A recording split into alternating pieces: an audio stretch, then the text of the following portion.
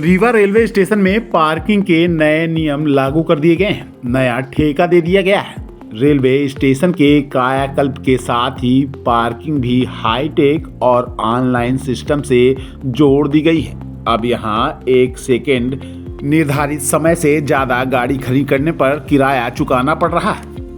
नई ठेका व्यवस्था के कारण स्टेशन में आए दिन विवाद की स्थिति भी निर्मित हो रही है। ड्रॉप एंड गो व्यवस्था लागू की गई है।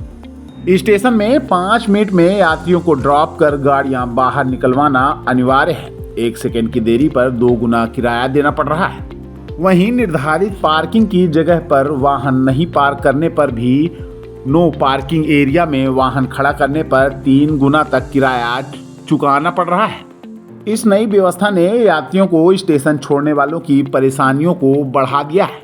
आए दिन विवाद की स्थिति निर्मित हो रही है। रीवा रेलवे स्टेशन में यह सारी व्यवस्था महानगरों की तर्ज पर लागू किया गया है। रीवा रेलवे स्टेशन में इसी विवाद को लेकर ठेकेदार ने सामने आकर स्थितियां स्पष्ट की हैं। ठेकेदार का कहना है कि यह किराया उनकी तरफ से निर्धारित नहीं किया गया है। ठेके के अनुबंध में ही यह शामिल किया गया है। देखिए, मैं आपको बहुत छोटे शब्दों में समझाना चाहता हूँ। यहाँ पर अपना नियम तो कोई लगा ही नहीं सकता। रेलवे के जो नियम है उसके अधीन अगर हम काम नहीं करेंगे तो रेलवे खुद हम पर पेनाल्टी करती है। पार्किंग का नियम ये है कि आप जैसे एंट्री गेट से अंदर आते हैं, अगर आपको लगता है कि मैं 5 मिनट में अपने पैसेंजर को छोड़ के बाहर निकल जाऊंगा तो आप ड्रॉप एंड गो का लाभ उठाइए। 5 मिनट में आप 3 नंबर गेट से बाहर निकल जाइए, कोई भुगतान नहीं करना पड़ेगा।